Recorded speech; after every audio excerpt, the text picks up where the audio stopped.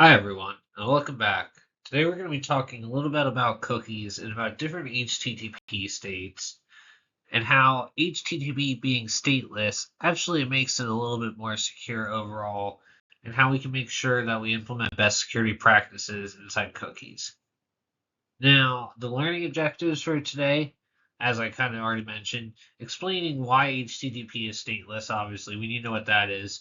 We're going to describe what a cookie is and how they work, understanding set cookies and cookie headers, and then explaining the cookie security flags.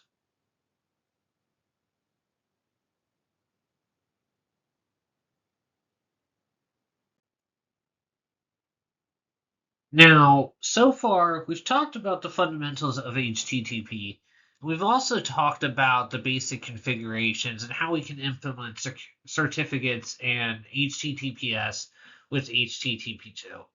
And then, if you remember from last week, we talked a little bit about adding proxies and how we can redirect using things like Squid, and in the future, we're going to use things like Nginx. Now, today we're going to be bringing in cookies because we need to understand how do we actually track users and keep track of all this data securely in the website, as well as functionally. And then we need to understand HTTP states with this. Now, HTTP is stateless, and what does this really mean? It means that it has no memory of talking or communicating with different requests, and each request is independent. So the server isn't going to remember previous requests that are being sent to it. And the state has to be manually added on what does the user actually want when they're requesting something from the server. And we have cookies to actually make it so we can have certain settings as well as the clients or the people accessing the server have their settings being remembered. If you've ever gone to a website before and wondered how did it remember your settings even if you weren't signed in, it's normally using cookies, and it asks you if you're fine with enabling that normally when you first access the website. And in cookies themselves, there's things such as login session information as well as preferences for what you're actually doing with your information and actions on the website and with the web server. Now, this is the foundation of web authentication for users and how it's actually tracked, but it's not how we authenticate users overall. And they exist to solve the statelessness that we end up having with things such as shopping carts, like I mentioned, if you go somewhere and remember your settings, or other login persistence features. Now, I've already broken this down a little bit, just reiterating what is exactly a cookie? Small text stored by the browser, very small file, and it's sent automatically with the request when you request a website.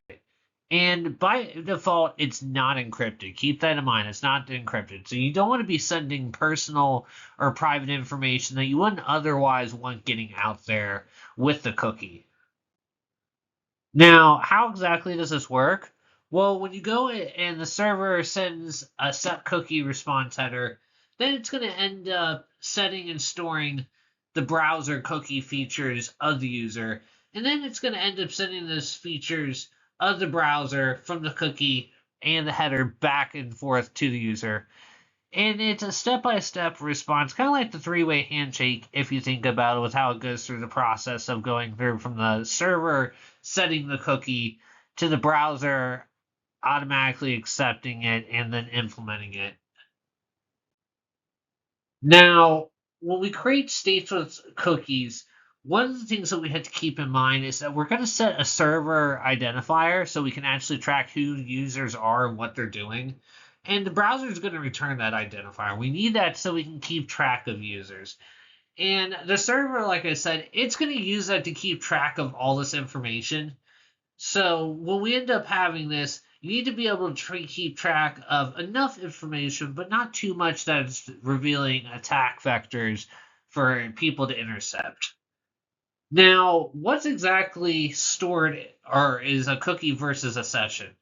Now, we talked about the cookie. The cookie is going to store your settings, the IDs, information about the individual. However, the server is going to hold the sensitive data in the session. And that session is typically going to only be for when you're interacting with it at that point. And the cookie usually will hold the session ID so you can actually tie it together, but it's not going to end up having any other identifying information that might make it so you'll have vulnerabilities with the cookie.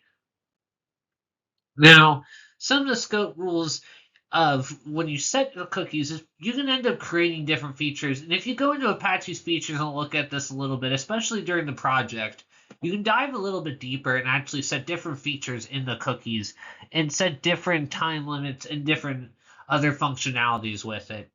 And one of the things that you want to take control of is the domain where the cookie is being sent.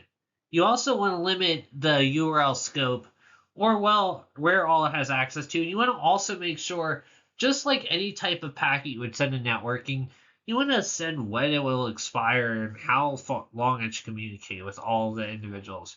So that's something that you want to take into consideration as well, is how long do you want to keep cookies? Because while they're good for that individual meeting, does that necessarily mean that they're going to be good for a week from now?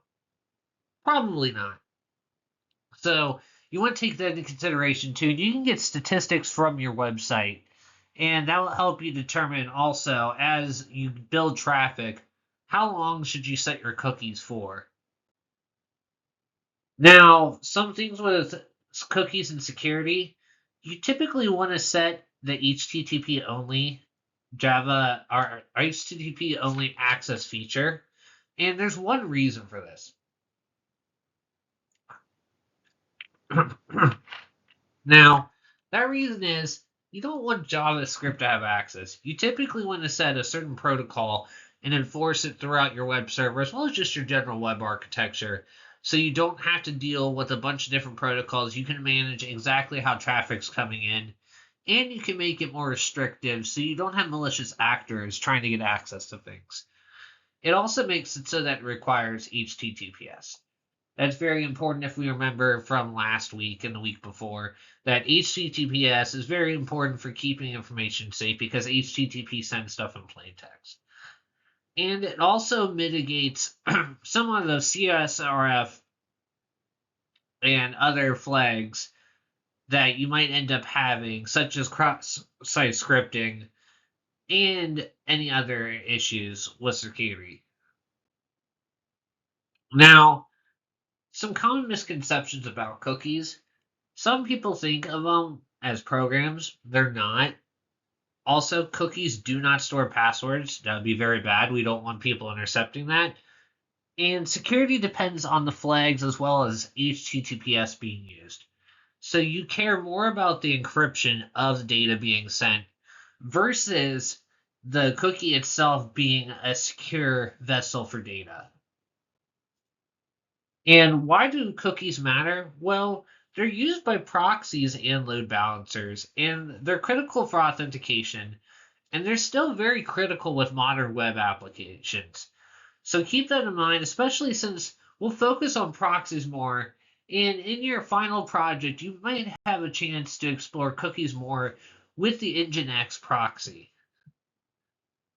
Now, this leads us to our review question. So, the first review question is, what's the difference between a cookie and a session? I'll let you take a second, pause it, and think about it.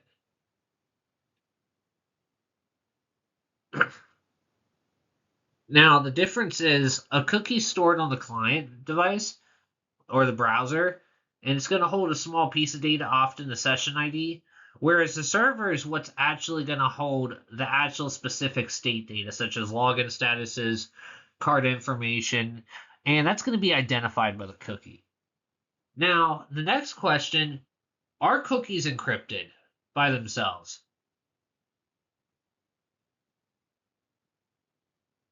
So if you remember, they're not encrypted because they rely on what's actually communicating them. So typically HTTPS and that encryption for them being communicated. And then finally, the last question, do cookies store passwords?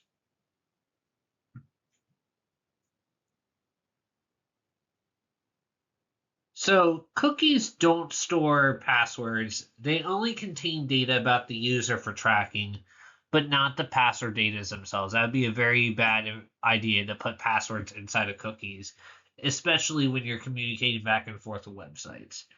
So that's the lecture for today. If you have any questions, feel free to reach out, and I'll see you all in the lab for this week.